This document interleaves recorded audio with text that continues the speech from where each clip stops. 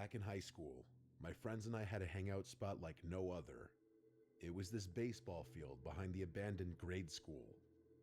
We always thought that we'd get there one day and there'd be a construction crew plowing the whole place down, but they never came. At least not when we were kids. We all thought it was because our town was just too damn poor to do it, which is probably true, but it's not like it's a good real estate location either. It was built right along the woods, far away from most of the town. It was essentially in the middle of nowhere, just like the rest of our town. The reason we enjoyed going there so much was because no one else did. People would occasionally break into the school and do a little graffiti here and there. Sometimes the cops would show up, but they never came to the baseball field. It was a safe haven for the friend group, and that was really important because a lot of my friends didn't exactly have the best home lives, especially one of them, Tim. His mom would always call the cops on him for whatever reason she could possibly conjure up that day. Yet when we were at the field, there was nothing they could do. We spent a lot of summer nights sitting along the rusted out bleachers, smoking and talking about God knows what to pass the time. I loved that place. We all did. Although, even before it happened, there was this one thing that always creeped me out about the place. There was an old lamplight right along the bleachers that somehow still worked. The town must have forgotten about that too. It was one of those lights that emitted an orange hue, and since it was the only light there, we'd be shrouded in it. It didn't really light up a whole lot either. Whenever I'd get too high, I'd look off into the surrounding woods that was masked in pure darkness. I'd think about how someone or something could easily see us and we'd have no idea. It'd really get on my nerves, but then eventually someone would tell a joke or get my attention and I'd forget about that thought. For a little bit at least. I wonder how many times they watched us. I'll never know. During the beginning of summer, one night my friend Johnny and I were going up to the field. I must have left before he did, because by the time I got there, his car was nowhere to be seen. I decided to get a head start and go off to the field alone. This was pretty frowned upon in our group. Even though we all liked to think we were tough, walking through a bit of woods alone at night wasn't in our repertoire. I always kind of enjoyed the thrill though. I went on past the school and through the woods to reach the field. I waited another 10 minutes or so, but he hadn't shown up, so I started to smoke. Another 30 minutes passed and nothing. At this point, the thrill had worn off completely. I decided to walk back to my car. I ended up jogging because of how uncomfortable I felt. I texted him a couple of times, yet he never answered, so I spent another 10 minutes in my car and then just drove home. When I woke up, I saw that he never texted back. I was a little pissed off, but I didn't think much of it. Until later in the day, when my mom asked me if I'd seen Johnny recently. I hit up all our friends, but they knew as much as me. The last time we all saw him was when we were at the field 2 nights ago. A day passed, then another. Soon enough, everyone in town knew. Search parties started running rampant. My friends and I even went on a few ourselves, but we never found him. No one did. To this day, the body was never recovered. At the time, I tried to make myself believe that he simply ran away. He was an adventurous kid. He'd talk about wanting to travel the world all the time, how this town made him feel claustrophobic. But deep down, I knew that he wouldn't leave like that. He would have at least left us a note, probably on the bleachers where no one else would find it. After about a month, I went back to the field. This time, I went alone. I was so angry at the world that I didn't care if I got mauled by some sort of animals lingering in the woods. But just as I got to the end of the woods path, I noticed there were people on the bleachers. For a second, I thought it was just my friends, considering we had never seen anyone else there before. But they weren't. I never saw these people before in my life. 3 of them were on the bleachers, sitting completely motionless. They looked like statues. But they weren't the ones that creeped me out. There was another. He was dancing and skipping around. It made me uncomfortable at how happy he was, but it wasn't an ordinary type of happiness. At the time, I figured he must have been on Molly. Nationwide is so much more than a great insurance company. They're one of America's largest financial services companies. Like how I'm more. Now I just think he's a damn psycho. Worst of all, he looked familiar. I couldn't pinpoint him though. It's like seeing an unfamiliar face in a dream. I knew that I had seen him before, but I just had no idea where. I couldn't handle it. It was just so damn strange.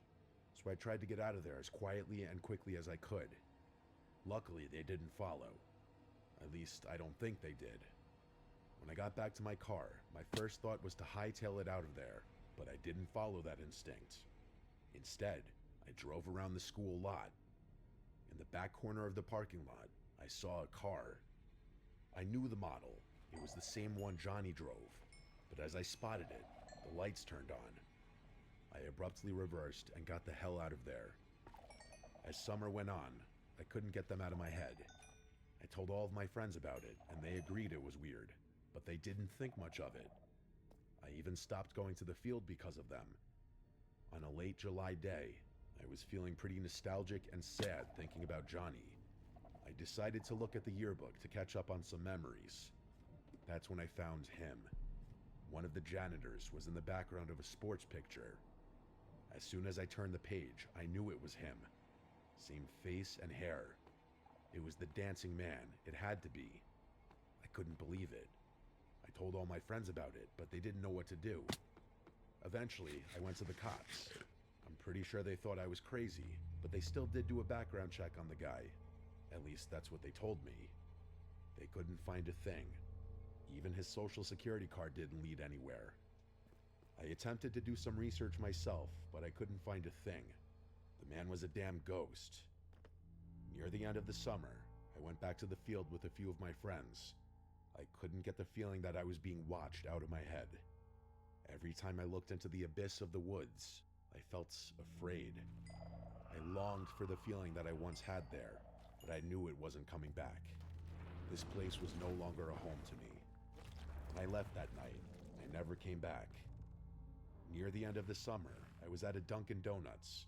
It was early in the morning, so I was pretty groggy, until I saw him. The dancing man, the janitor. It looked exactly like him.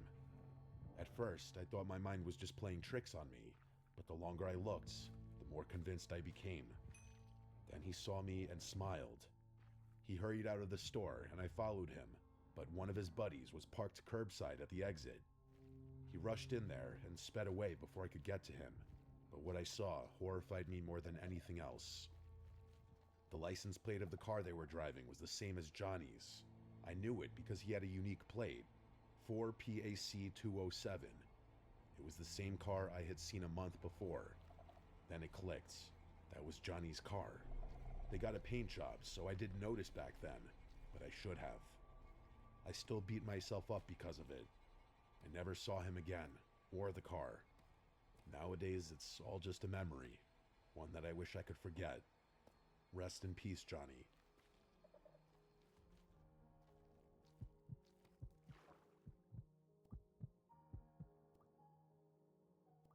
It was the summer of 2024, and my three buddies, Jake, Sam, and Marcus and I were desperate for a break from our internship at the Kennedy Space Center. We'd been buried in rocket data for weeks, but as star geeks, we craved a night under a pristine sky. We pored over light pollution maps and Google Maps, zeroing in on a remote clearing deep in Tate's Hell State Forest, a swampy, desolate stretch of Florida's Panhandle. The name came from an old legend about Sebe Tate, a settler who vanished in the swamp in the 1800s, supposedly cursed. We brushed it off. Ghost stories were for kids. We just wanted stars. Our safe haven was an Airbnb, a cozy cabin near Apalachicola, about 30 miles from the forest's edge. After work that Friday, we piled into my Tesla Model Y and Marcus's Mustang, loaded with blankets, snacks, and a telescope. No camping gear since we'd been sleeping back at the cabin. The 7-hour drive from the Space Center was grueling, and we hit the Airbnb late, dropping our bags and grabbing a quick snack before heading back out again. The final stretch into Tate's Hell was brutal. Narrow dirt trails twisting through dense pines and murky wetlands, and the air thick with cicadas and the occasional splash of something in the water. With no cell service, we used walkie-talkies to stay connected between cars, with their crackles cutting through the dark. Around 2 a.m., we reached the clearing, tired and buzzing. The sky was unreal. The stars were blazing like they were close enough to grab. We spread out blankets, set up the telescope, and dove in. 15 minutes later, Sam's voice hissed over the walkie-talkie from the Mustang. He said, "Yo, you see that? Headlights." My gut twisted. We turned, and a faint glow crept along the trail we'd driven in on. Out here, 40 miles from the nearest town, at 2 a.m. in a massive forest, nobody's just passing by. Whoever was out there was trouble. Jake, in the Tesla with me, grabbed his walkie-talkie. "Flash them, see what they do." I flicked the Tesla's headlights. 3 sharp bursts. An old pickup truck, rusted and battered, stopped about 100 yards off. No honk or wave or anything. Then we saw them, the shadowy figures stepping out. 2 or 3, hard to tell in the glare. They just stood there staring, and that's when we heard faint voices, low and garbled, drifting through the swamp. Whispers we couldn't make out. "This is messed up," Marcus crackled over the radio. Sam sounded spooked. Why do I love having a healthcare concierge? It's the speaking to a real live person. It's the making sure I get my prescription. "Those voices. Nobody's out here at 2 a.m. for anything good." I swung my flashlight, but the beam didn't reach, catching only shadows. Those whispers kept going, soft and sinister, making my skin crawl. Jake tried to stay cool. "Maybe locals, but let's move," he said. We agreed over the walkie-talkies to find another spot, but we set a rule. If those lights showed up again, we were racing back to the Airbnb's safety. We turned off the main trail. Anyone following us was after us. We sped a mile down a side trail, found another clearing, and set up fast. Just blankets and nerves. 5 minutes in, Marcus's voice cut through the walkie-talkie. It sounded urgent. "They're back," he said. My heart sank. Those same headlights sliced through the dark, much closer now. Then came a gut punch, an engine rev, like they were doing it as a threat. Sam said, "Get us out now." We scrambled into the cars, Jake and I in the Tesla, Marcus and Sam in the Mustang. I floored it, with the Tesla jolting over roots, and branches underneath scraping like claws. Those headlights stuck to us, high beams blinding in my rearview mirror. Jake was on the walkie-talkie saying, "Marcus, you good?" Marcus replied back, "Barely, they're right there." We were 40 miles from help, just 4 young, basically defenseless interns. At 2 a.m. in a place called Tate's Hell, you don't meet good people. I pushed the Tesla to its limits with Marcus close in the Mustang. The trail veered in one direction, and for a second, as we turned, the headlights of the truck tailing us vanished. I prayed we'd lost them, but shortly after, they were back. Like they were toying with us, knowing we were trapped. We hit a fork, and I swerved left, hoping it led to the main road. The truck followed.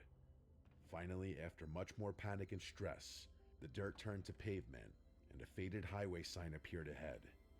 I glanced back, expecting those headlights, but they were gone.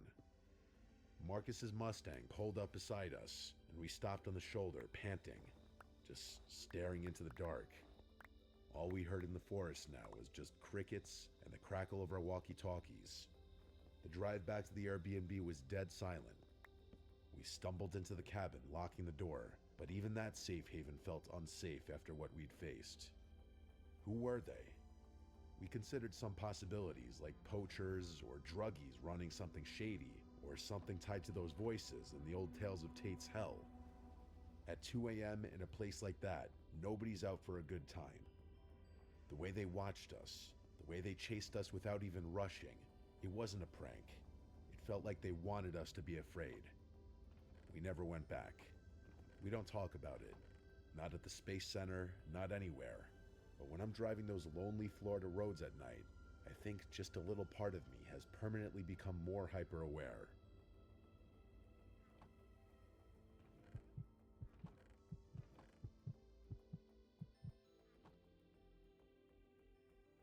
In December 2023, I took a 3-week-long vacation to Japan. My family owns a hotel near the small mountain town of Kaga Onsen in the west of Japan. It was a large Japanese inn, also known as Ryokan, built into the side of the hill next to the Daishoji River. The area surrounding the hotel was inhabited for at least 2 millennia, and it was considered a sacred place. My father had told me a long while back that when the hotel was being constructed, the builders had found a couple of old stone blocks and pillars at the site. Apparently, there was some sort of shrine that had been built there around the 9th century. The last time I stayed in that hotel was over 15 years ago, so I was kind of interested in reliving the experience of staying there. As well as that, I really like exploring, and remembering the story that my father told me, I decided to go and do some off-trail hiking in the forest below the hotel, hopefully finding any traces of the ancient ruins which my father mentioned. As soon as I arrived at the nearby city of Kanazawa, I got a car at the rental next to the train station and drove up to the hotel. It was snowing heavily, and traffic was terrible. The ride was supposed to take around an hour, but instead it took 2 hours. I arrived at the hotel around 8, and I let myself in. The hotel was basically vacant in December, and tourists don't usually go to this part of Japan in the winter. There was no staff at all in the hotel. I found myself being the only person in the hotel. The feeling was quite surreal, just being alone in such a building in the middle of nowhere. I grabbed one of the keys behind the counter, let myself into one of the suites, and slept there for the night. The next day, I went into the forest below the hotel. The snow was quite deep, up to my ankles, and trudging down rough terrain with boots was absolute hell. I must have walked far enough into the forest to lose my sense of direction. I checked my phone, but there was no signal at all. I had been walking for around an hour and didn't know where I was. I was surrounded by trees on all sides, and directly in front of me was a large hill. I thought it would be good if I climbed to the summit so I could get a better vantage point to possibly locate any form of civilization. The ascent was very tough, the sides of the hill being quite steep and rocky. However, off to the left, I noticed what looked like the remnants of a path. I slowly traversed my way towards the path. It was a dirt path that wound its way up towards the summit of the hill. The path was slightly overgrown with dead branches blocking the way up, but soon enough, I managed to reach my way to the top. However, I noticed that soon enough, the path was gone. It just ended.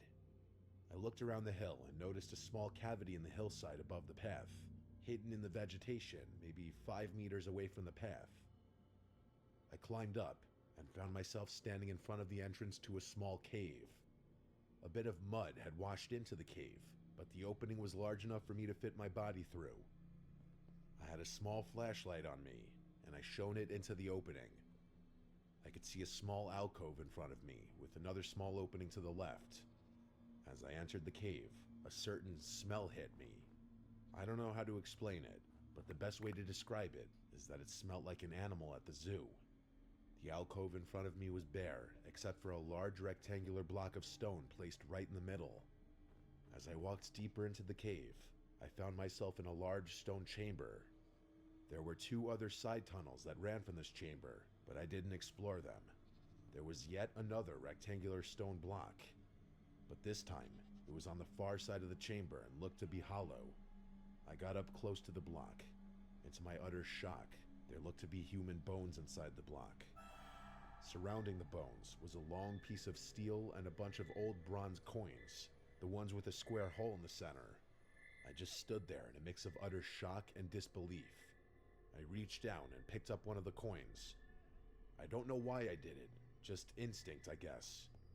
The coin was old and corroded, but some characteristics were visible on it. Before I could examine it closely, I heard a loud crash come from deep within one of the side tunnels.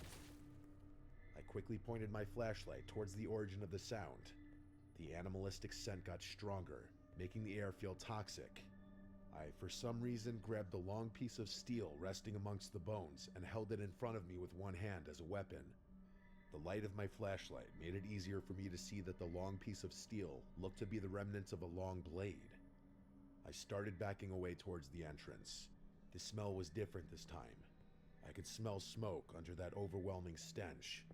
I could hear a rhythmic thumping originating from deep within the tunnel. It sounded like someone banging on a drum. That's the point where I lost it. I ran out of the cave, back out towards the opening. As I ran out, I swear that I felt the entire cave vibrate and shake. I jumped out of the entrance onto the slope below and tumbled onto the snowy ground. I had dropped the blade on the snowy ground, but I didn't care to pick it up. I kept on running and running down the slope, crashing through dead twigs and branches.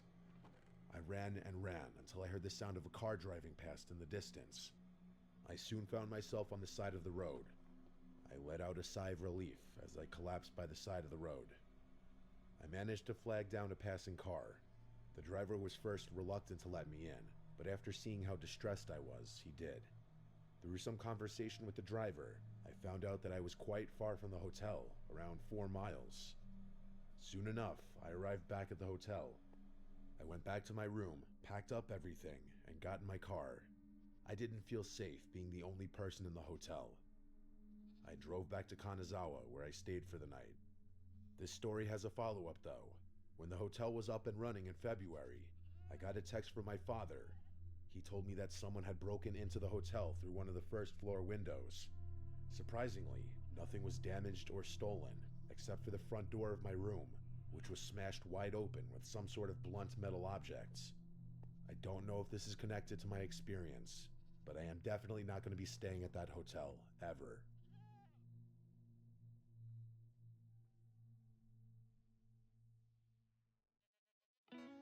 Hit pause on whatever you're listening to and hit play on your next adventure. This fall, get double points on every qualified stay. Life's a trip. Make the most of it at Best Western. Visit bestwestern.com for complete terms and conditions.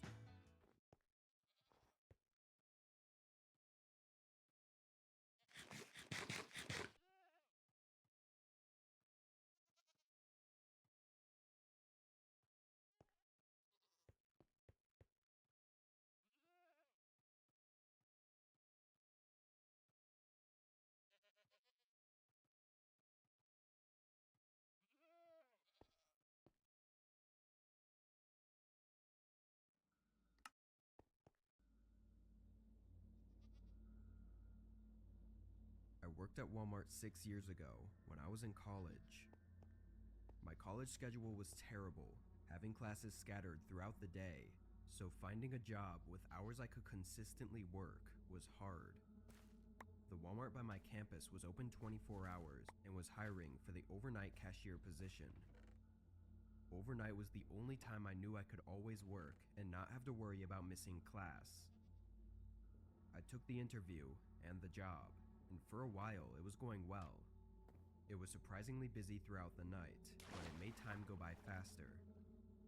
I was almost always the only cashier working, so I didn't have any coworkers to talk to unless one of the warehouse guys walked by. After a few months of working, I started to notice the same routine customers coming in. There was this one man in particular that always came around 2 a.m. and would buy random items every time. He would buy clothes of various sizes and genders, random food, toys, tools, everything. He always came alone though. He wasn't much of a talker and was very reserved, just checking out and leaving without saying anything. With nothing better to do, I'd always think about what the guy was up to. I never really thought he was actually up to anything, but my mind would wander sometimes. But then one night, at 2 a.m. like usual, the man came into my checkout lane, and to my surprise, he started talking to me. He asked how my night was going, and if I had any plans for the weekend. I kept up with the small talk, but was still shocked that he was even talking. If I didn't know any better, I'd say he was definitely on something. He looked extremely tired, and his hair was greasy and unkempt, but his eyes were wide open. He paid for his stuff, then thanked me and left. I let my mind wander again, thinking about what the sudden change was. The rest of the night was really slow, dragging on until 6 a.m. when I finally clocked out. The parking lot was mostly empty, and the sun was just starting to rise. As I walked to my car, I saw someone was parked next to me with their car on. I got closer, and when I was just a few feet away, a man got out. It was the strange guy that had come in at 2 a.m., which was 4 hours ago. He smiled, looking even more tired than he did earlier. I said hi and walked around to the other side of my car, trying to act normal, but he followed me around to my driver's side door. I told him I had to go home, but that I would see him tomorrow. He didn't say anything, but just continued smiling and staring. I opened my door and started to get in, but the guy suddenly grabbed my arm, holding me tight. I looked back at him, and his smile was gone. He forced me out of my car and started pulling me toward his car. I was yelling and fighting back, not letting him pull me more than a few feet before I pushed him down. I hurried inside my car and drove away, checking my mirrors to make sure he didn't follow. I didn't see him, but just in case, I didn't go home and instead parked at a McDonald's and called the police. After they interviewed me and got the case written down, they started investigating. They had some footage on the CCTV in the store and the parking lot. I was hopeful, but after a few weeks, they still didn't have an identity. I continued working and never saw the man again. It makes me sick thinking about all of the stuff he was buying, like clothes of different sizes that I know are probably for other victims he had taken. I'm lucky to have gotten away, but I still feel terrible. Part of me was really hoping he'd come back though, so that I could attempt to stop him from getting away again. Eventually, COVID happened and the Walmart stopped doing 24 hours, so I lost my job anyway. It's been 6 years, but I hope he got caught somehow, or does soon.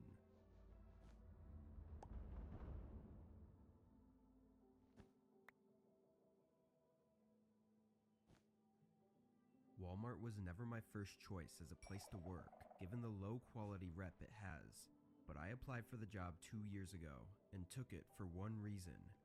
It was overnight. I wouldn't have to worry about crazy customers or anything.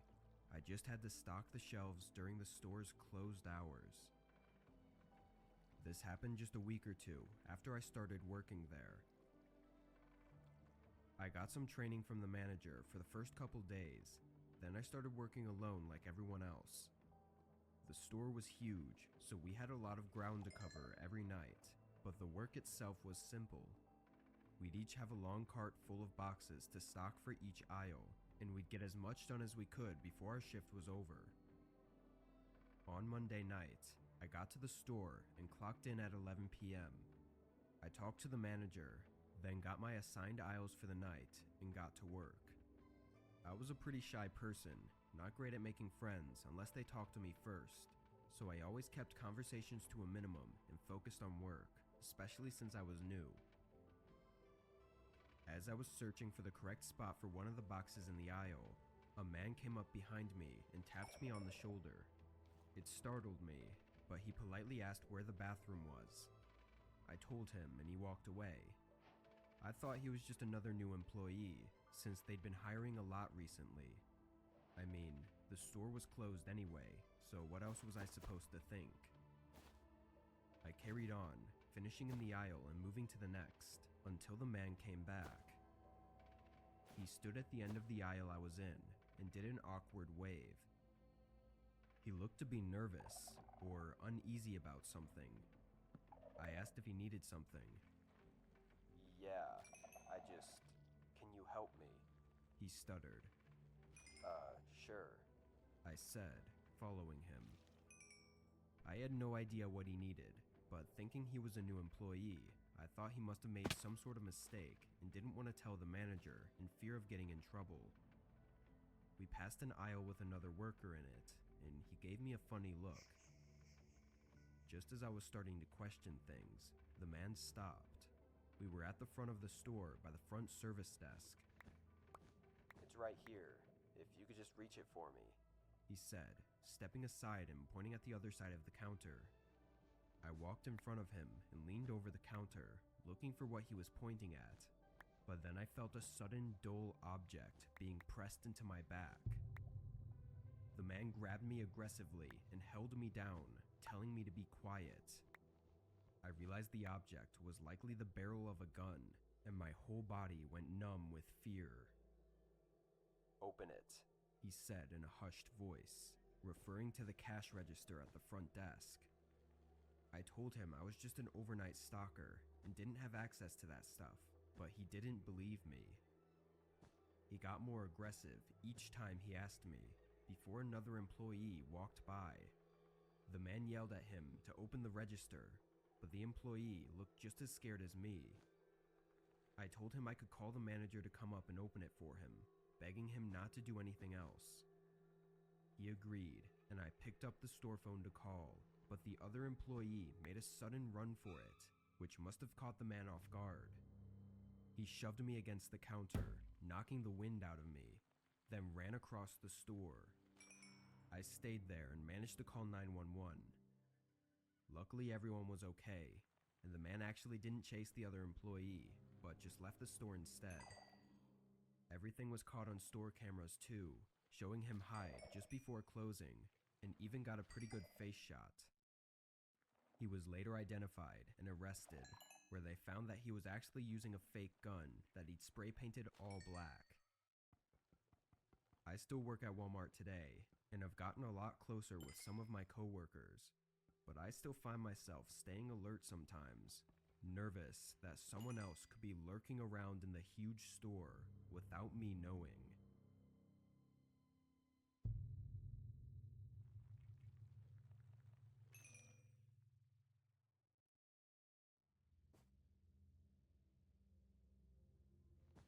I'm a single dad, balancing 2 jobs and 2 kids.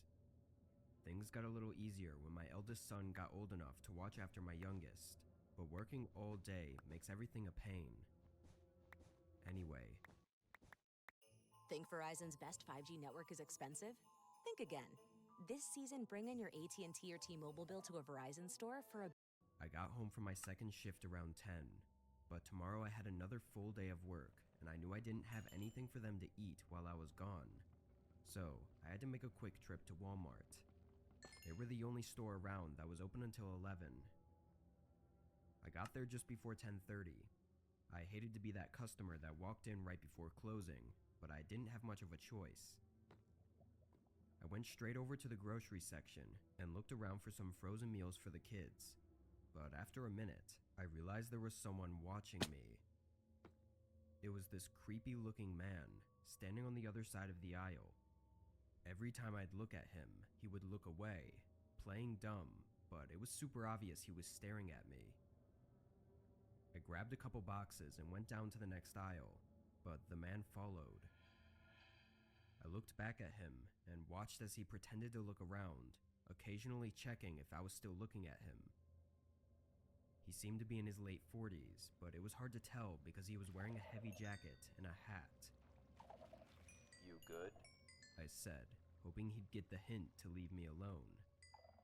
He immediately walked away, not even looking at me again. I thought to myself he was just some random strange Walmart customer like you always hear about, and tried to not think about it any more than that. I picked up a box of cereal and some milk, then headed to the self-checkout lane. I kept my eyes open for that man, but he wasn't around anymore. I guessed I really did scare him off. I scanned everything and paid, then walked out. It was dark and the parking lot wasn't very well lit, but from far away, I could tell something was off about my car.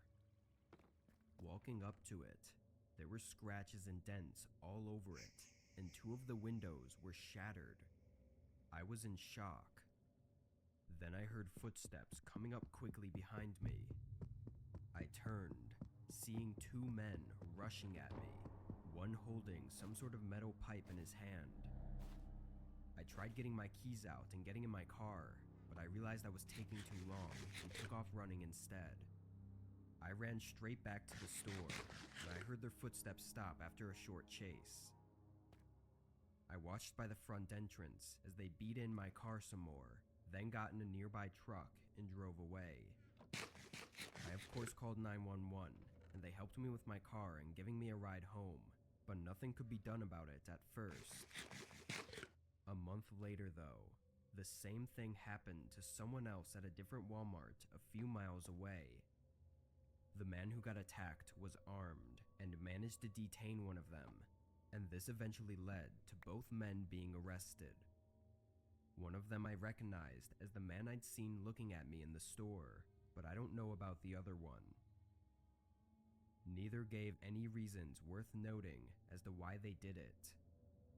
There's just some sick people out there, but I'm glad these two won't be around anymore.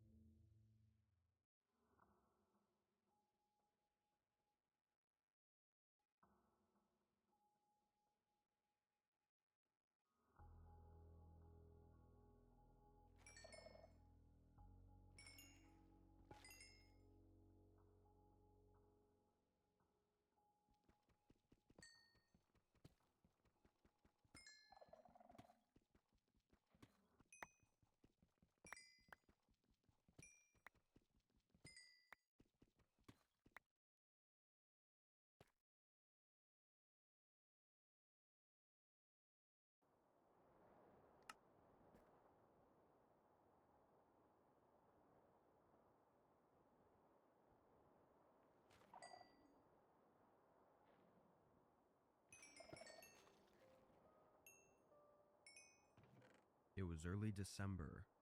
I was at home this night, spending my day off inside by the fireplace. It was way too cold and snowy out for my liking. I did a bunch of things around the house that needed to get done, but otherwise, it was a relaxing day. I had the news running in the background, listening to how high winds and possible blizzards were to be expected starting tonight. By 5, I was already starting to notice it getting worse outside. I sat on the couch and turned on a different channel. Around 7, though, I could hear wind slamming against the house, and it really did sound like there was a blizzard.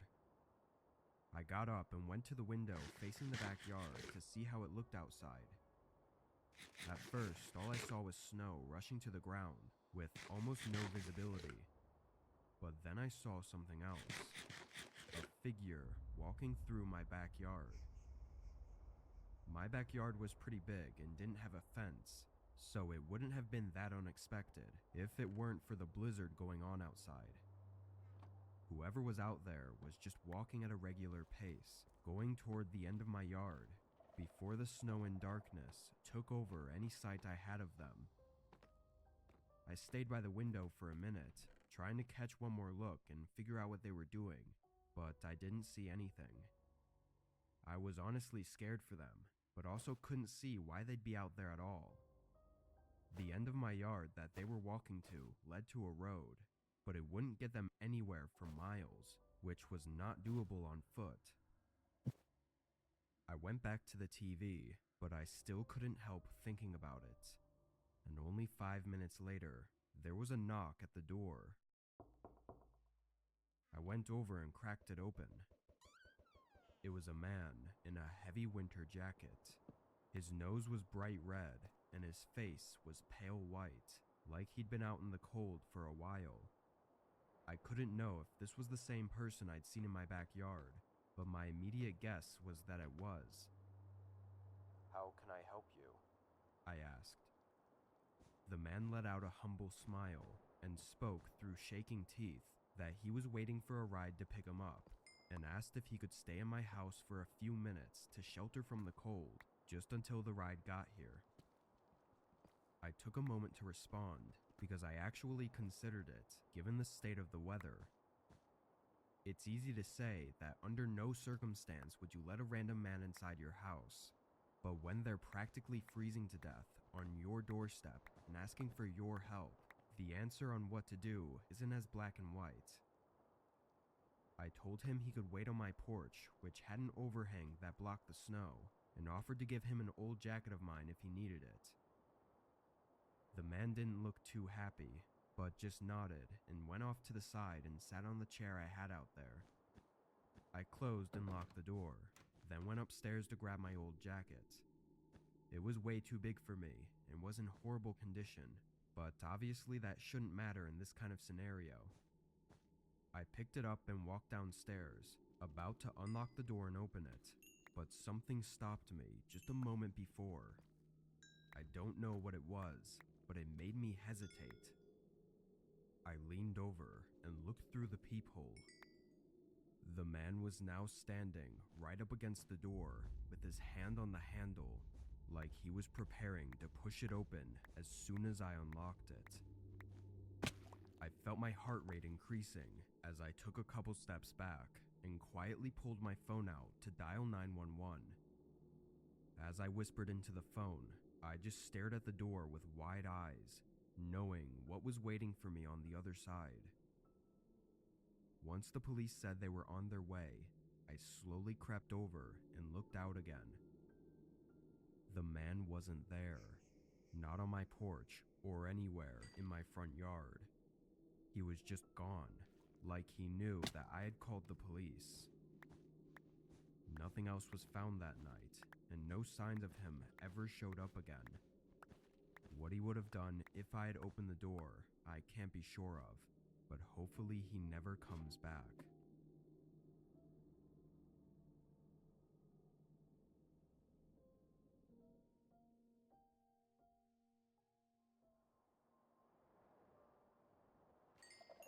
This happened last January. I had taken a week off of work following New Year's, mostly in hopes that everyone else would be back at work by then, and I could enjoy the week without it being busy everywhere. My plans consisted of shopping around and really just chilling at my apartment by myself. On this day, I was out driving around in the snow and going to a few stores, then made my way back to the apartment by 7 p.m. I went inside and cooled off, then took a seat on the couch with some snacks I had just got. I was watching TV and even dozing off a little bit from the long day out of the house. But then at some time around 8:30, the PA system in my apartment buzzed, meaning that someone was outside and wanting me to let them in the building. I had no plans of anyone coming over, so I had no idea who it was. They buzzed my room again, so I got up and went to the window that faced the front of the building. I tried to not lift the blinds too much, only enough for me to see who it was. At the door to the apartment building was a large man. It was still snowy out and kind of dark, but I could tell he was older, like mid-40s, but I had never seen him before. There were only 3 other people living in the complex at the time, so I was at least familiar with who lived here, and he was not one of them. I also figured that if he did live here, or was visiting one of the other people, then they would let him in.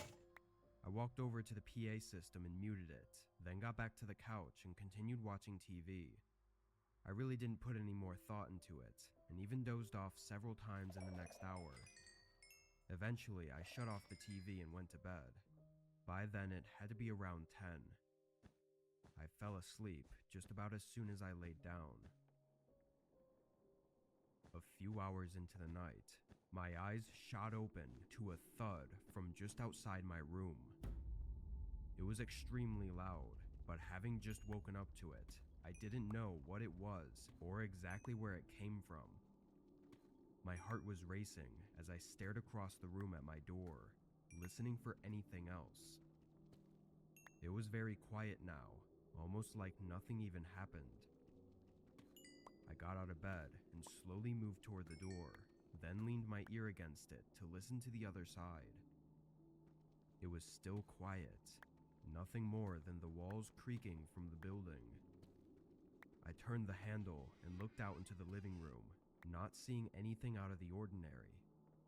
The whole place was really dark though, and for some reason I still felt like I needed to be quiet and not make myself known. So I left the lights off as I moved through the living room and looked down the front hallway. The door to my apartment was fully open. I froze up, staring at the open doorway and feeling fear run through my whole body. It almost didn't seem real. I took a few steps back, staying quiet, and made my way back toward my room. And now on the other side of the door, I could see a huge dent in the wood right by the knob. Once I saw that, I ran in and locked it behind me, then called 911 while hiding in the closet. I was sure that whoever it was had to be somewhere inside my apartment still, and it would only be a matter of time before they get into my room. But as I waited for the police, the apartment stayed silent. Whoever had broken into my apartment was gone. Even the police couldn't find anything to help in finding them. What they think happened is the intruder tried buzzing all the other rooms as well, until one of them was nice enough to let them in. Once he was in the main stairwell, it's not really clear why he chose to go for my room. Maybe they thought it was empty. What's really strange is the dent on my bedroom door, which was likely the source of the thud that I'd woken up to. But it was just one single hit, not looking like a real attempt at breaking the door down, but more like something out of frustration before he left. I still live in the same apartment, and nothing else has happened. Who it was and what they wanted is unknown.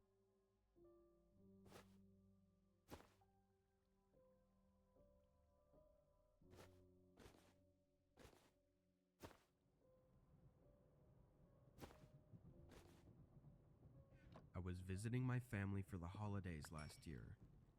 They live 15 hours away, and I usually try to tough it out in one long drive, but this year snow had come early and made driving a lot slower, so I was prepared to stop at a hotel somewhere along the way. I didn't book anything in advance, since I didn't know how far I'd get before wanting to stop. I was just going to pull into wherever and see if they had a room available. When I left, it was barely snowing, but the further out I got, the more snow seemed to be coming down. Roads were still clear, but everyone was definitely driving more slow and carefully. Around 8 hours into the drive, I still hadn't made it halfway there. I was getting frustrated as it was already 9 p.m. and it was just taking so long. I should have been over halfway there at this point, but now I felt like I had to keep going so that my drive tomorrow wouldn't be even longer. The snow had let up a little bit, but it still had accumulated on the road because there were no plow trucks. I drove as long as I could, making it to 12 a.m. before deciding I'd had enough and needed some sleep. I pulled off the next exit and into a small motel parking lot. It was a long one-story building with 10 or so rooms. As expected, it wasn't the nicest looking place. The outside looked really old, and even the lights on the sign were dim and half burnt out. I parked in a random place near the rooms and got out, walking up to the main entrance area. Inside, it was a very small room with a front desk, but there was a sign propped up on the counter. It said, "Be back in 15, with a little picture of a coffee cup on it. The chances of me arriving while the worker was taking their break just showed my lack of luck on this drive. I walked out and back to my car, but this time, when I looked around the parking lot, I noticed something that I hadn't before. It was completely empty. I stood there in the cold and looked for a minute and didn't see a single car. And from the looks of it, it didn't look like any cars had even been in the parking lot tonight. I got back in my car and turned on the heat to warm up while I waited. Seeing no cars and nobody at the desk had me second guessing whether the sign was actually for someone taking a break. There were no places within 15 minutes anyway, so I don't know where they could have driven off to if they were taking a break. I sat back and tried to think of what to do next, but my eyes and head were so tired and I ended up passing out in my seat. When I woke up, a few hours must have passed. The snow had started pouring down again, and the wind was making my car sway. I sat up and looked toward the front entrance of the motel, but immediately made eye contact with a man peering in through my window. I jolted back as he stepped away and yelled something toward the parking lot. I looked behind him, seeing a truck on the other side. Another man got out of the driver's side and started walking up. The one by me then walked around my car, trying all the door handles. I snapped out of it and put my car in reverse, trying to back out, before the wheels spun under me. Now the men were moving quicker, one yelling at the other to come over to his side and break the back window. I continued moving my car back and forth, trying to get through the thick patch of snow, but the sudden shattering of the back window only made it harder. I was trying everything now, as one of the men was reaching in for the door handle, and just when he put half of his body through the window and opened the door, I finally got traction and spun the car around. The man fell out, and the other tried to get in his truck to follow me as I turned the car and made my way out of the parking lot. Once I was back on the road, though, they stopped following me. Although I don't feel like it was entirely my fault, I definitely should have not let myself fall asleep in that parking lot, especially in the middle of nowhere like that. What those men had planned could have been anything. They were obviously prepared though, and it almost seemed like they knew that this motel parking lot was an easy place to target people. But whatever it was, I'll probably never know.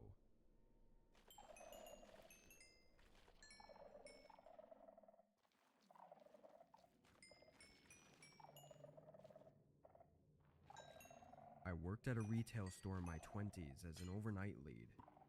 It wasn't one of your regular big chain grocery stores. It was a local place with only about 8 or 9 locations. Most nights I'd have an overnight stalker to help out, but it wasn't uncommon for me to spend the whole shift alone.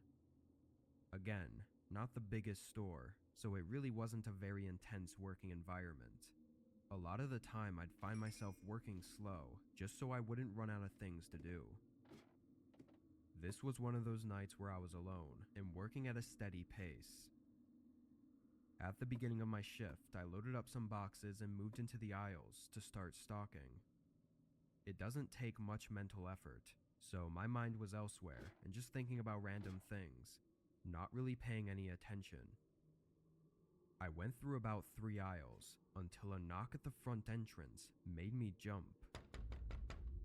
I almost didn't even realize what it was because I was so spaced out, but once I did, I got really confused.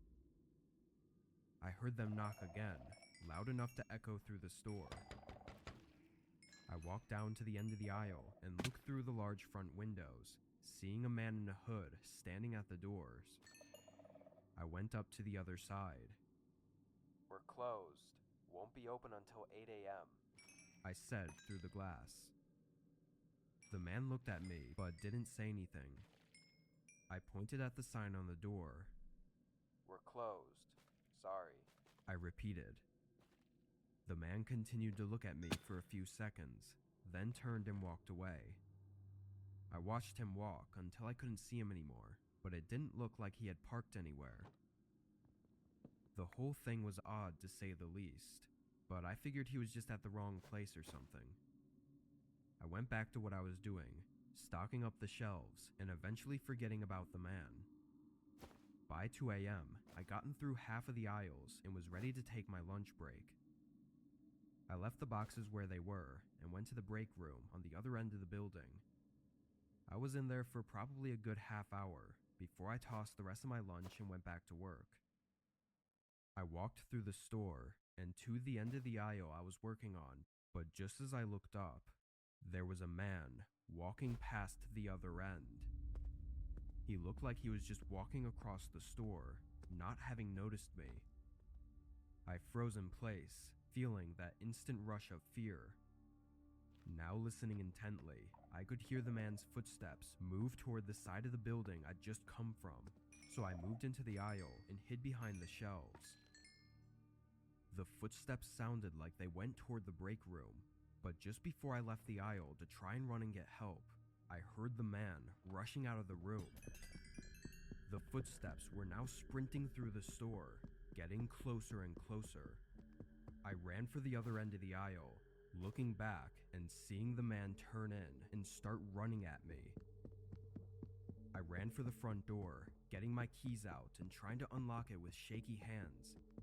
The man appeared at the end of the aisle just as I got it open, and just as I stepped out of the building, I saw a bright flash in the corner of my eye and heard a pop sound that made my ears ring. A gunshot, so loud I didn't even know where it landed, but I sprinted for my life around the building. I made it to my car and hid in the back seat as I called 911. From what I know, the man didn't follow me outside. He was gone by the time police made it to the store, but they found the back door to be busted open, along with some heavy tools sitting next to it. The most terrifying of their findings was the hole created by the gunshot, sitting right to the side of the front doors. Why the man broke in and was so aggressive, targeting me like that, is unknown. From his behavior, the police seemed to think it was some kind of mental breakdown or psychotic break, not having any real reason to target me specifically, other than the fact that I was alone. I no longer work there, but I can tell you that for the years following that incident, I was on edge every single night.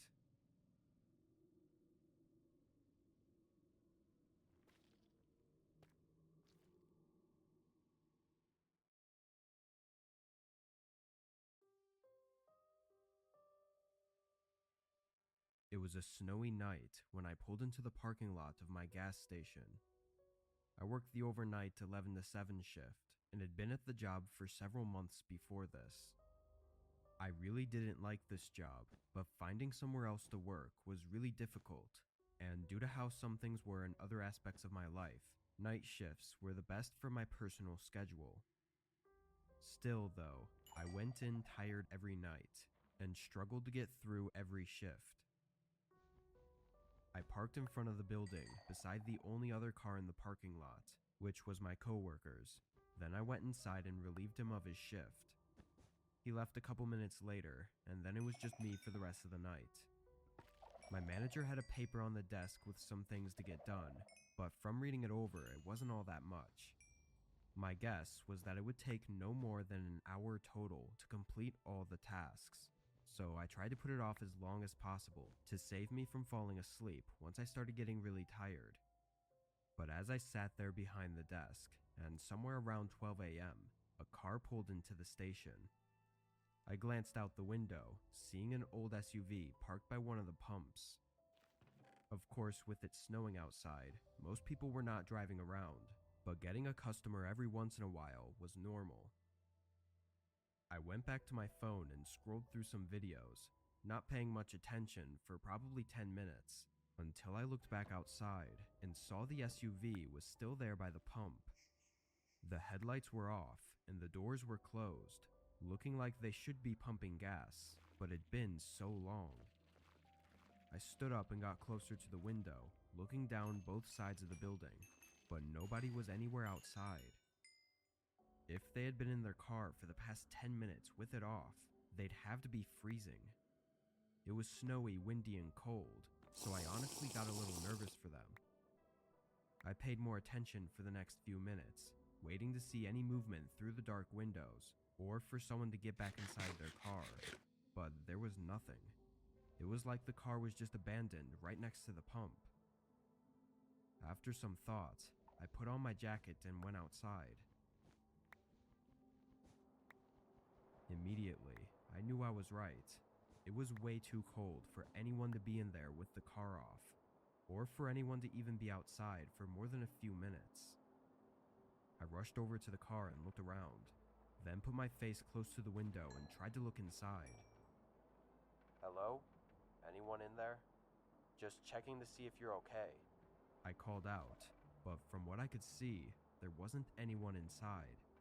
It wasn't exactly easy to see, so someone could have been, but I was pretty sure there wasn't. Now even more confused, I backed up and looked around at the empty gas station parking lot before starting to walk back. Now with my eyes not focused on the car, I was just looking at the ground and noticed shoe prints in the snow going toward the building. not really the front of the building, but kind of off to the side. I looked back and saw that they seemed to come from the car, but at this point I was freezing and didn't want to investigate further without warming up a bit first. I went inside and turned on the small heater next to the counter, putting my hands in front of it to warm them up. I was only inside for 30 seconds to a minute though, before a thump resonated through the building from behind me. I spun around, not seeing anything, then walked around the counter and toward the back. On the floor, there were puddles of dirty water, like snow that had melted off someone's boots. Feeling a chill run through me, I stepped closer to the back room and turned the corner toward where the supply room was.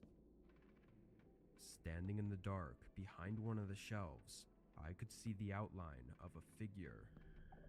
They were tall with broad shoulders and had a large scruffy beard, and they were looking right at me.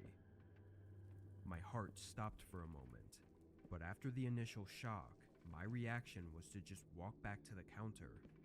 I don't know why, maybe I was just too shocked to react appropriately. After staring at the doorway to the supply room for I don't even know how long, I quietly picked up the store phone and called the police, whispering for help. Then I endured the most unnerving 10 minutes of my life as I waited. During this time, I didn't hear or see anything from the supply room, which honestly added to my fear. For some reason, the man never came out to confront me. When 2 cops finally pulled in and came inside, I quietly told them where the man was. They searched the room while I stayed by the front, but I was shocked when they came out with nobody else. The man was gone. Watery shoe prints surrounded the back door, but outside were fresh tracks in the snow going straight away from the gas station, straight into the completely dark, empty field that led on for miles.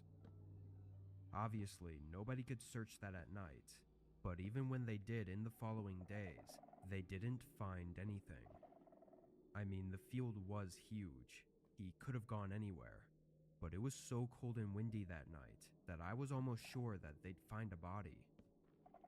The SUV was taken in for hopefully more information.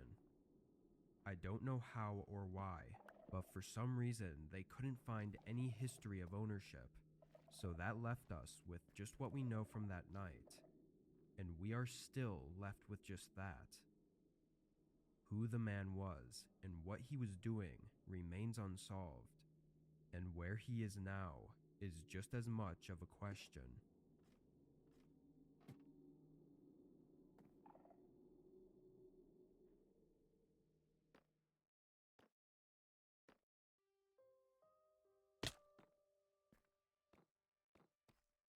I do deliveries for my local Papa John's. I'm in college, so this is just one of the few jobs I could choose from. A few of my friends work here too, but we're all delivery drivers, so even when we have the same shifts, we don't really see each other. Anyway, this happened to me last December while I was picking up some extra shifts before Christmas. This night, it was snowing a good amount, making deliveries take longer than usual, while also getting more deliveries than usual.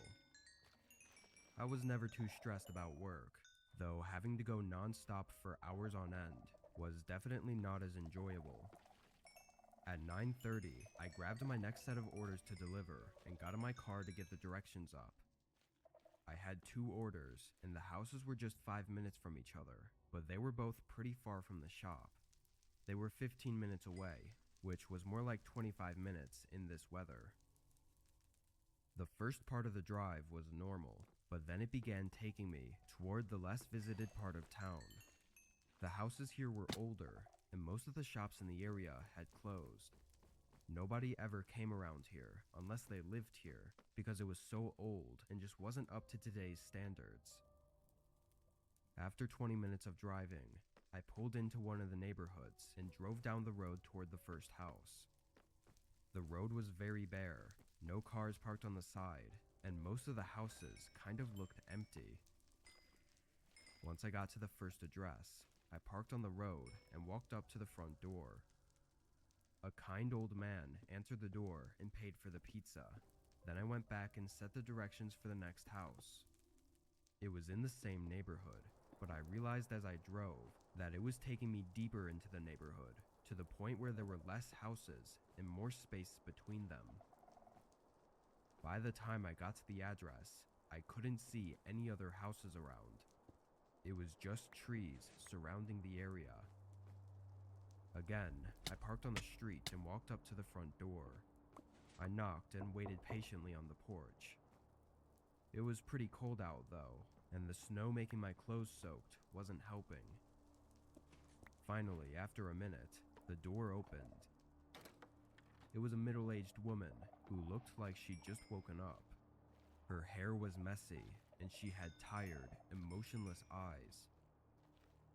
I have your order here for 2 pizzas, I said, holding out the boxes and giving her the total to pay. She took the boxes and placed them on the table next to her, then told me to wait a moment for her to get cash. Another minute went by before they opened the door again. She started sifting through some cash, counting it slowly and trying to add it all up. There was definitely something weird about her. It's hard to pinpoint what it was exactly, but everything she was doing was just very odd. Then, as if she wasn't struggling enough on counting the cash, she started up small talk with me. Normal stuff, like how my day was and all that. I responded politely, but it was just really weird, like she was stalling. At some point while she was talking, I looked back at my car just to distance myself from the uncomfortable situation for a moment, but I was quick to see a man standing right next to it. He was looking in the windows and doing something to the door, but when I looked back at the woman, her face had shifted into anger. I figured it all out too late though, as she reached out and grabbed me, then started yelling to the man by my car. He turned around and started sprinting towards us as the woman tried to pull me into the house. I pushed her away and broke free. Then my instincts took hold of me and I sprinted into the trees.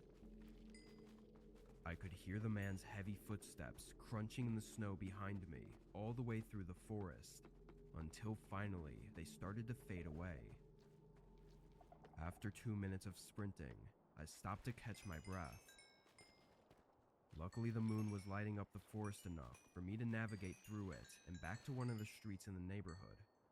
I called 911 once I got service, and after 10 minutes of waiting in the cold, an officer arrived.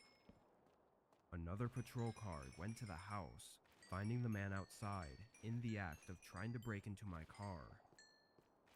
To keep things from dragging on, basically the motive was likely due to the couple running out of money and resorting to robbing my vehicle. The whole distraction was so that the man could rob my car without me ever knowing, but since I saw what he was doing, it's not really clear what they would have done. Maybe they would have just let me go, but it's obvious I would have reported them, so I don't think it's likely they would have. I'm just thankful for getting away unharmed, and for being the first victim they tried it on before getting arrested, and never having the chance to do anything to anyone else.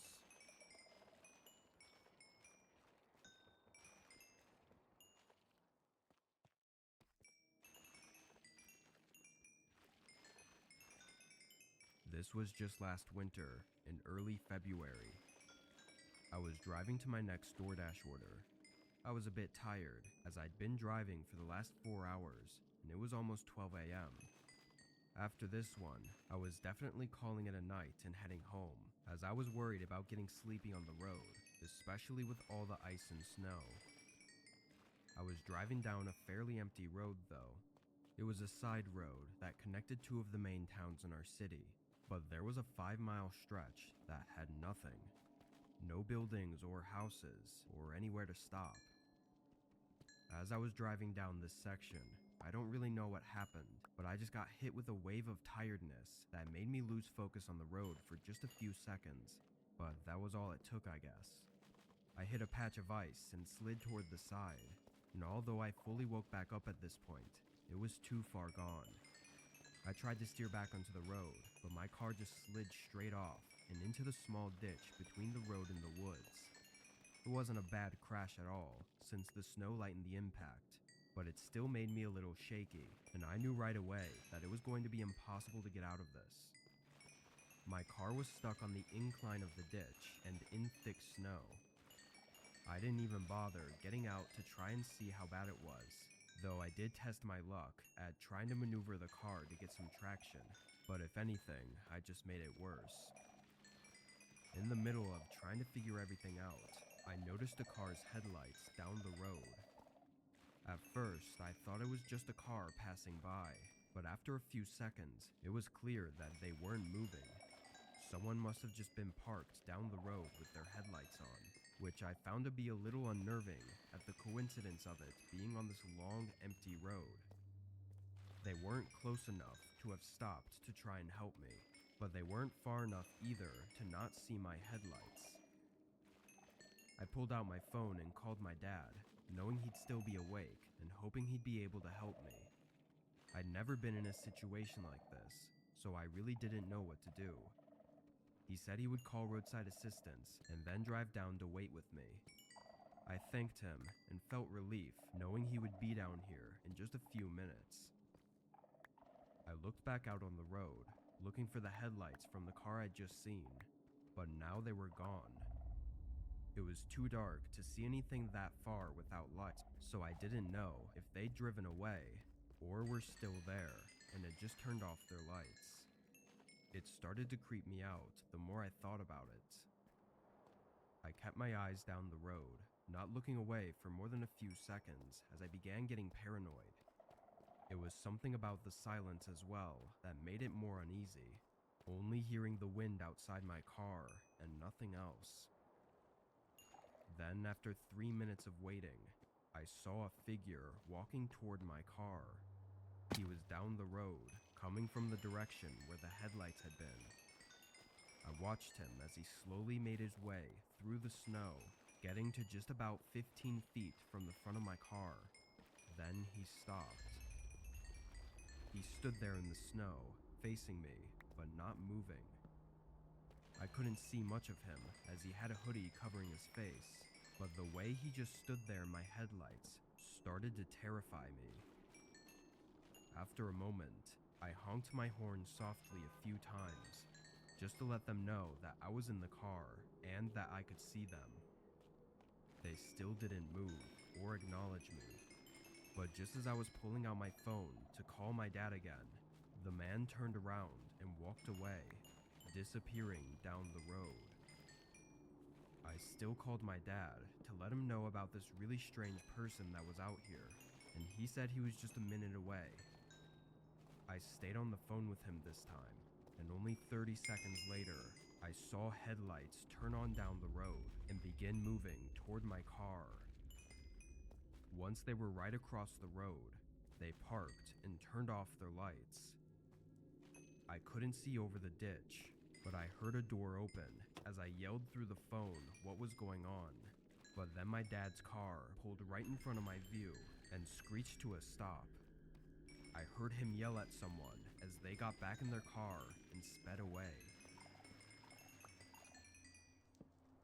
They didn't come back, but my dad said the guy was holding something in his hands that looked like he was going to break into my car with. Everything went okay after that though, and the car ended up not even having much damage to it. I'm not sure what was about to happen that night, but I know I'm really lucky to have not found out.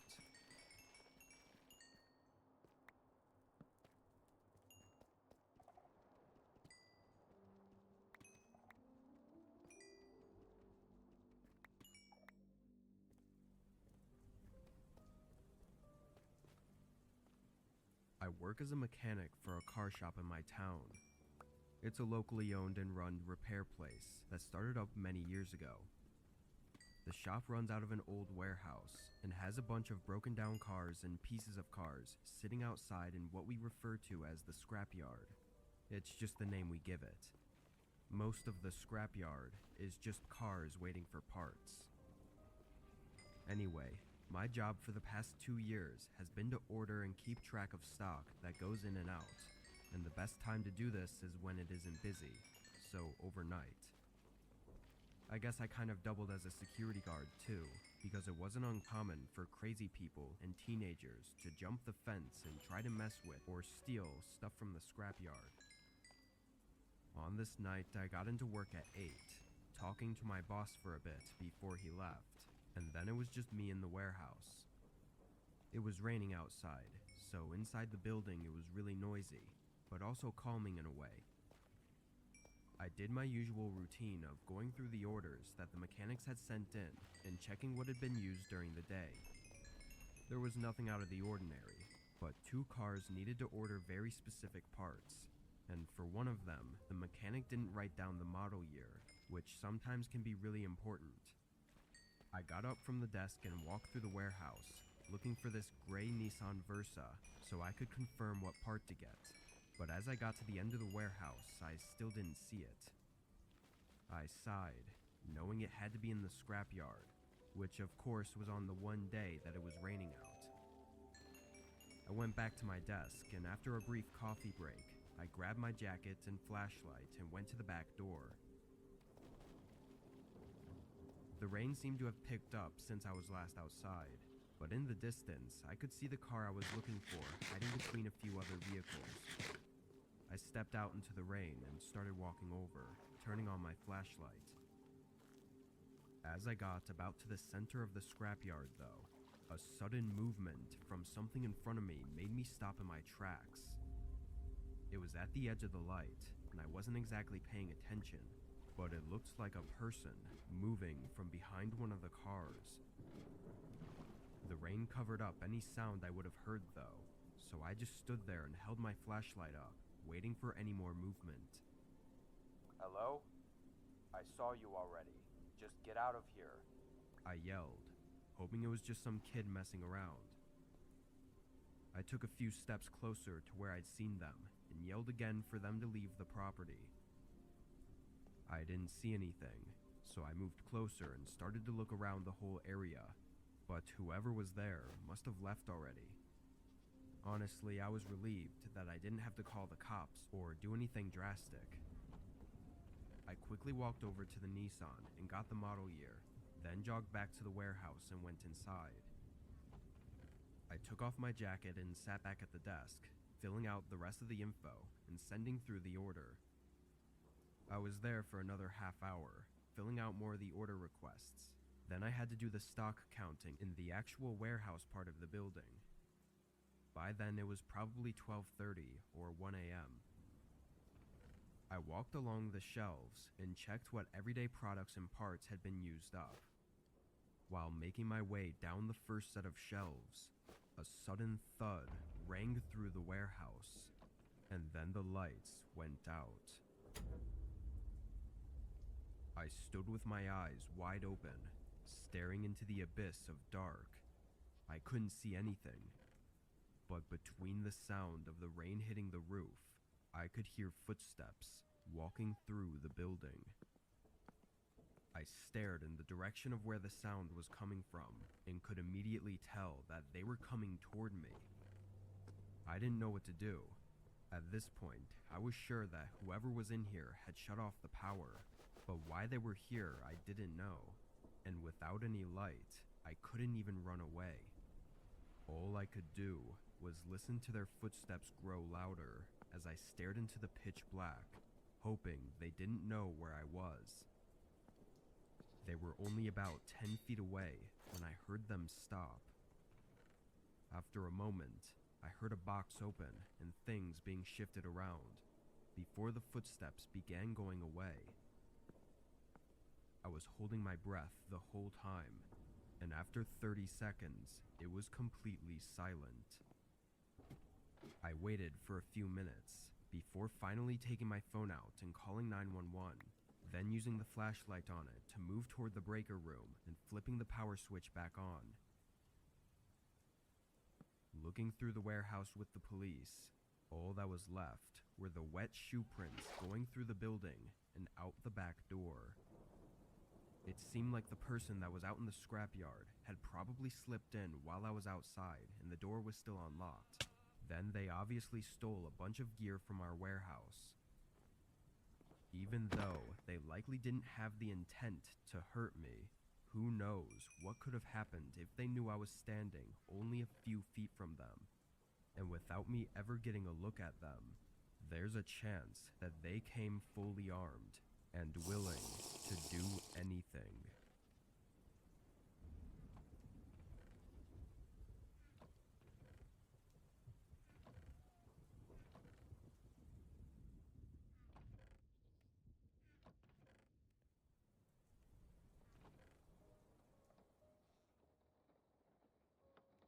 This happened last year. It was the beginning of spring, and we were going through a rainy month where pretty much every day there was some kind of downpour, either light drizzling or full-on storms. I do deliveries for a popular restaurant in my area, so rain isn't the most amazing thing when I have to be running through it all the time to pick up and drop off orders. This night started as any other. I got to work at 6 and drove around a couple orders before getting one to deliver somewhat far away. It was 10 miles out from our restaurant, going into the more woodsy part of town. It wasn't all forest or anything. It was just more spread out and less densely populated. The roads were all covered by trees, and most neighborhoods weren't visible from the main roads. While driving though, there was only one car behind me.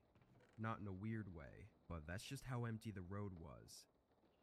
But once I got maybe 2 miles in, a beam of someone's headlights in front of me came out of nowhere, revealing a car in the middle of the road, swerving to a stop. I slammed on my brakes as the car was now sideways, blocking the whole road. The guy behind me did the same, stopping so close to me that I was surprised we didn't collide. After the initial seconds of shock, I looked up at the car in the middle of the road. It was a beat-up looking sedan, and they had their brights on still, making it too blinding to see who was in the car. I'd say that whoever was in there had to have been falling asleep at the wheel, or just not paying attention, but they seemed to have intentionally left their headlights off until the last second when they swerved into the road. I didn't see where they came from, it was too dark, so I'm not sure if they were just driving down the road, or if they came from the side of the road. The car behind me laid on their horn, clearly frustrated by whatever this was. I probably should have been more skeptical, but in the moment when something crazy like this happens, it's hard to think straight. Either way though, the car behind me was too close for me to move back, and the car in front was blocking the whole way forward, so I couldn't go anywhere unless one of them moved first. After a while of the guy behind me honking, he stopped and got out of his car. I looked in the mirror, seeing a large man begin walking through the rain. He looked furious as he passed right by my car and walked up to the other. He stood at their window, angrily yelling at whoever was in there, but with the rain I could barely hear what he was saying, and I couldn't hear anything at all of what the other person was saying, if they even were responding. I saw the man outside bang on the window a few times as he yelled, but then he suddenly stopped and went quiet. He slowly backed away from the window, then nervously walked back to his car. As he was getting in, the driver's side of the other car opened. A man stepped out, wearing a thick hoodie that covered most of his face. I was now getting really freaked out, and still had no way of leaving other than running out of my car and into the woods, which was probably a terrible idea. So I sat there and watched as the man quickly made his way up to the car behind me, but just as he got to the door, the car floored it backwards. Their tires screeched as they slid against the pavement, losing control and sliding off the road. They made it past a few trees before eventually slamming into one further into the woods. The man that was still on the road turned and looked at my car, making eye contact with me in my side mirror.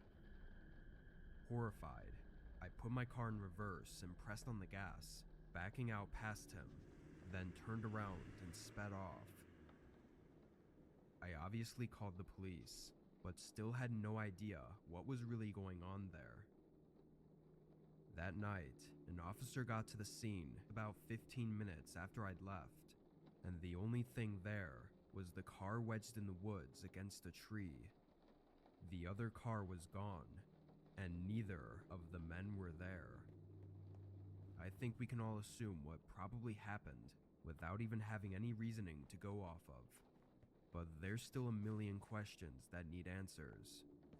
All I can say is that if the other guy behind me wasn't there, I likely would be in his place right now.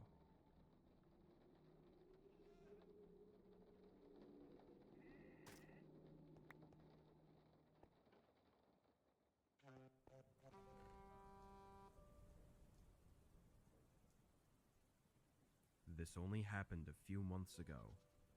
I recently moved into a very small one-story house that was close to my place of work.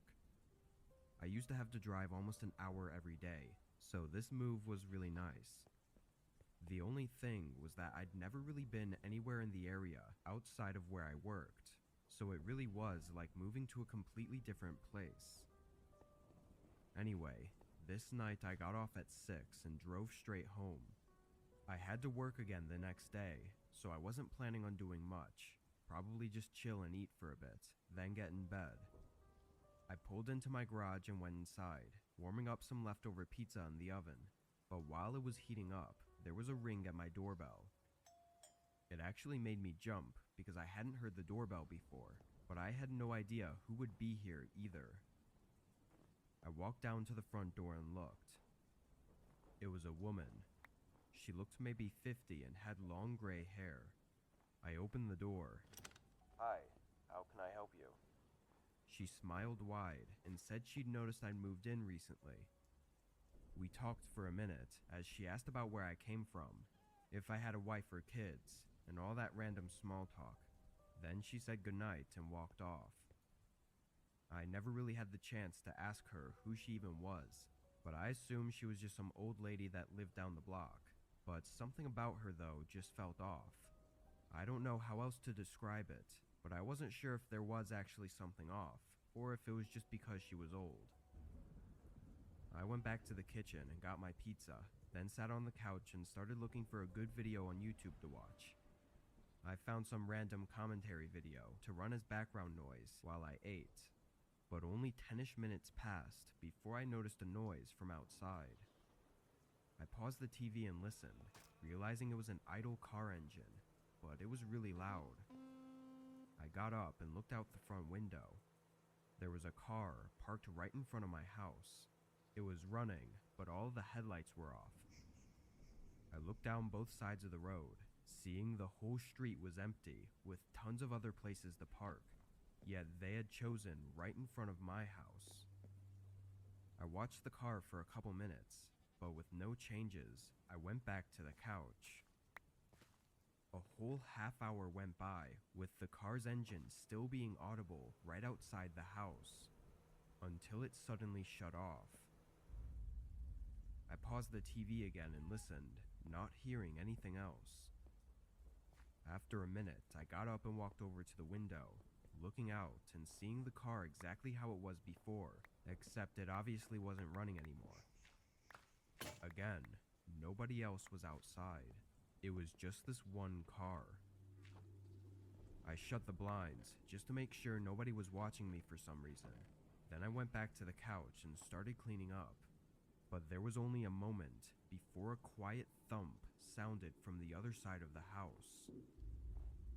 Already feeling a little on edge, I walked over to the hallway and looked down toward the kitchen.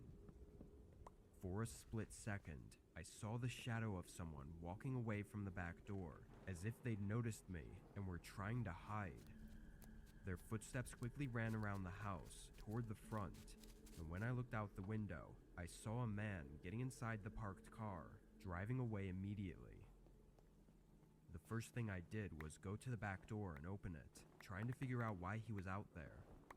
And it only took me a few seconds to notice that the handle on the outside was really loose, like they had been trying to take it off. Even Even just by pulling the flimsy handle a bit to the side, I could see the inner workings of the lock in the door, meaning he probably would have been able to unlock it, and he was only moments away from getting inside my house. I can't say for certain if the old lady from before had anything to do with it. I know it sounds strange that she would, but I thought about the questions she was asking me, which all had to do with whether anyone else lived with me. Maybe she was getting information to know if I was a good target for whatever they planned. It's been a few months since, and I've never seen her or the man again.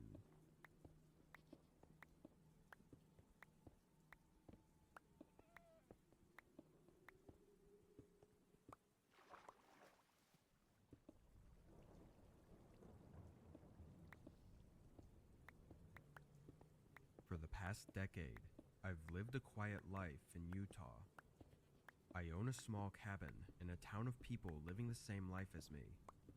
There's a town center for shops and everything, but most people have cabins or houses a few miles out with either farms or just plain land. I didn't farm or anything, but I do have a lot of grassy land that borders some mountains. This happened almost 10 months ago now.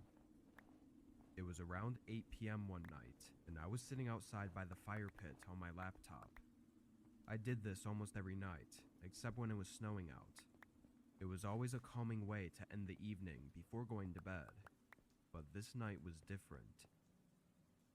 I was out there for an hour, really zoned in on my laptop, when through the crackling campfire, I heard something in front of me. I lifted my head, seeing a man standing on the other side of the flame, maybe 15 feet across from me. The man looked like a typical guy in his 40s that lived around here, big and rugged, with a large gray beard. I stood up from my chair. "What are you doing here? Where did you even come from?" I said, trying to hide the shakiness of my voice. The man stared at me with a look I'd only assume was that of someone about to do something terrible, but then he looked past me at my house. I kept my gaze on him as he began walking toward the front of the cabin. He went up to one of the windows and quickly peered inside, saying something under his breath as he turned and started to walk away. I called out again, asking what he was doing, and threw in some unfriendly words, but the guy just ignored me. He walked down all the way to where the grass met the trees, and then he was gone. It was completely insane. Some guy being out here right by my house was no accident, especially not at this time of night, and the way he was acting was beyond strange. It was like he was looking for something and had no fear of intruding on me. I put out the fire right away and went inside, locking up the cabin and getting my sidearm out just in case. I didn't think he was going to come back, but I wasn't sure about anything anymore. As far as the police go, calling them out here would take way too long to be a viable option. If something were to happen, I was on my own, as that's just the way things are here. I stayed up for several more hours, way past the time I usually went to bed, and kept my eyes and ears open for anything. I don't remember the time, but it had to be at least 1 a.m., maybe even 2 a.m., when I finally passed out on the couch. I was trying my hardest to stay awake, but it just didn't happen. When I woke up, though, there was an unusual, constant sound. Wind blowing through the house. I sat up, still confused and tired, and looked over at the front door. It was wide open. I jumped up and ran to the door, looking outside in all directions, but not seeing anything in the dark. I slammed it shut and locked it, then turned around to face the possibility of someone being inside my house. I stood there by the door for an entire minute, listening for any sounds of someone being inside. It was a small cabin, so even something like heavy breathing might be loud enough to hear, but it was dead silent. Only the creaking of the wood from the wind outside. I slowly stepped through the hallway and into each room, checking every corner and opening every door, but nobody was inside. After that, I stayed up all night, and as soon as the sun came up, I drove into town and filed a report with the police, making the assumption that the man I'd seen that night was likely the one who'd broke into my cabin. The one issue with all of it is the motive. There were a few odd things missing, which meant he definitely had broken in and walked around the house while I was passed out, but nothing they took was worth any real value. And of course, they didn't harm me either, so what they intended is still undetermined. And without knowing why they came to my cabin, there's no saying whether or not they'll come back.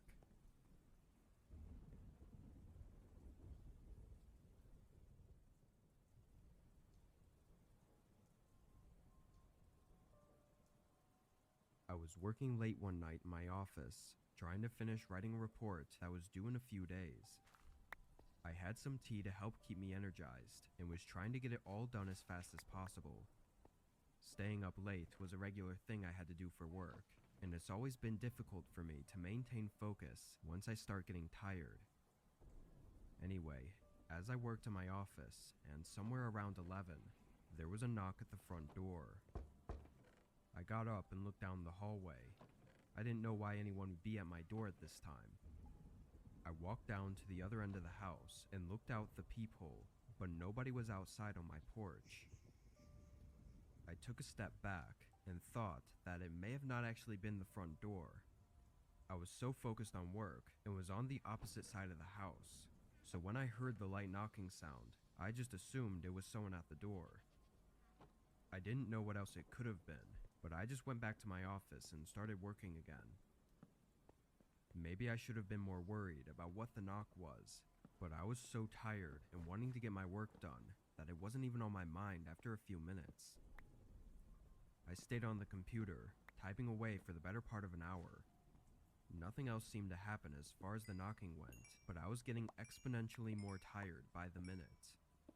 My workflow was slowing and my eyes were getting heavy, but just when I was going to call it a night, I reached over for my tea, and right in the window across the room was a pair of eyes staring back at me. All I could tell from the moment was that it was a man, but he quickly ran away from the window after I saw him. My heart was pounding in my chest, and I just sat there with my eyes locked on the window. It was so unexpected, I was almost in a daze. After a moment, I stood up and ran over to cover the window. I didn't know who that was, or why he was looking into my house like that, but it being almost midnight made it all the more terrifying. I left my office and went to the front of the house, looking out the peephole again to see if they'd gone to my front yard, but I didn't see him. I then went to a window on the back of the house and looked around, but again, there was no one out there. My adrenaline was pumping, and I was not tired at all anymore, but the now silence of the house was starting to freak me out. Did the man leave, or was he still outside? I went back to my office and got my phone, then started making my way back to the front door. My plan was to call the cops while keeping my eyes on the doors and windows, but as I got to the end of the hallway, I was met by a large figure standing in the back of the living room. He was tall and wearing thick clothes to hide his identity, but his eyes were not the same as the ones I'd seen in the window. This was someone else. The man didn't hesitate, charging across the room at me as I turned and ran for my office, locking the door behind me and pressing my body against it, preparing for them to try kicking it down. As they approached the door, though, they slowed to a stop and just stood right outside of it. I could hear them breathing, then starting to walk back and forth like they were pacing in the hallway, but then I heard it again. A light knocking sound on the other side of the house.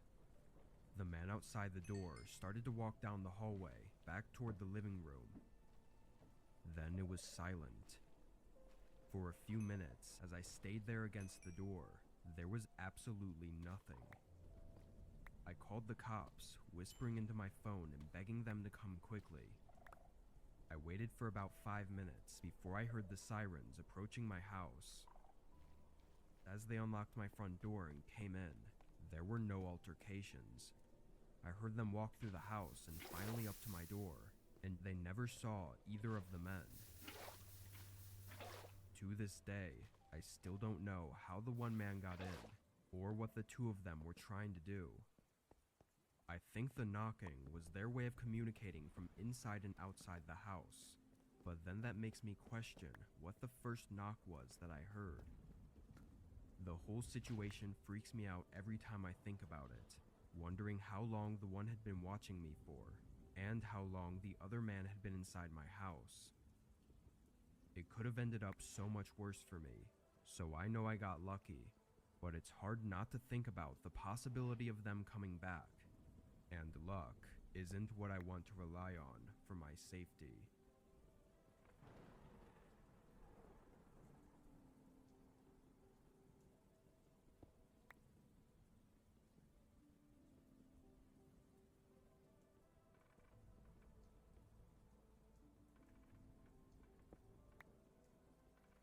I had just gotten home from work and was sitting back on the couch with a movie on. It was storming outside and it was Friday, so what better to do than stay up late and watch some TV. I had the window curtains open in case any lightning started up, hoping to catch some cool sights. It doesn't rain very often where I live, so nights like these are really rare and always get me excited. But as the night went on, and at just about midnight, I noticed something outside my window.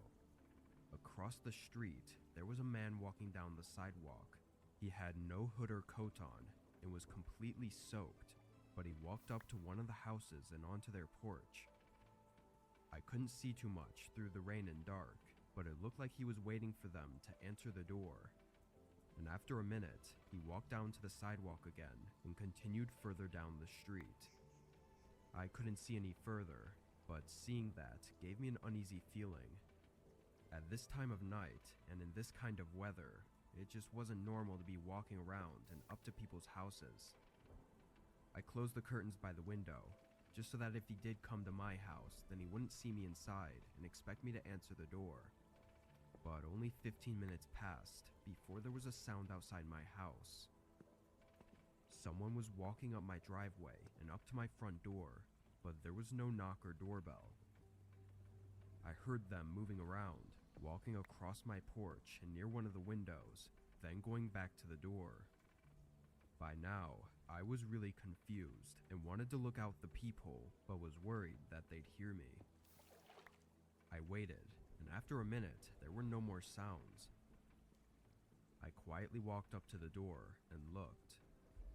It was the man I'd seen earlier, and he was still there, standing at the edge of my porch, looking at the door with a blank face. I watched him for a few seconds before I got really creeped out and backed away. It was now that I started to think calling the police would be worth it, especially if he was going around to other people's houses and doing the same thing. I turned to get my phone, but then there was the sound of footsteps departing. I looked out again, and he was gone. After giving it some thought, I felt that this was still too creepy to not inform the police about. Whatever that man was doing was not normal. I called and let them know about it. They said they would send an officer to patrol the neighborhood and see if they can get the man to stop, or explain what he was doing. But that was about all that could be done at the time. I thanked them, then hung up and checked out the door one more time before going back to the couch. The whole thing had really worn me out though, taking away the relaxing night and just making me exhausted. I shut everything off and went upstairs to get in bed, but as I got in and turned off the lights, a thump sounded from downstairs. I sat up, and then it came again. It was loud, like someone smashing something against the wall. I got up and ran to the top of the stairs, and now hearing it for the third time, I realized it was at the front door. someone was hitting something against it, like they were trying to forcefully break it down. I walked down a few steps and looked over, seeing the door violently shake every time they hit it. It looked like they were just a few hits away from breaking it down. Now absolutely terrified, I locked myself in the bedroom and called the police again. The operator said that an officer was in the neighborhood and would be here in just a minute, but through their voice, I heard wood shatter and the door slamming against the ground. Footsteps quickly moved through the downstairs, going into every room without stopping. Then they began moving up the stairs, but were cut off by the officer pulling in and running up to the house. The intruder immediately stopped and ran for the back door as the officer came in and yelled at him, and apparently they had trouble getting the back door open in the heat of the moment, so the officer was able to get him down and into the car. The man, who looked like a psycho up close, refused to say anything, like not even a single word, before they drove him off. His intentions were clear though. He was carrying a heavy hammer and had a bunch of zip ties in his pocket. That doesn't exactly sound like a coincidence, considering what he was doing. Why he chose to go for my house isn't clear though, but what likely saved me was calling the police that first time. If I hadn't, the officer wouldn't have been in the neighborhood so close by, and likely would have gotten here too late for me to have ever been seen again.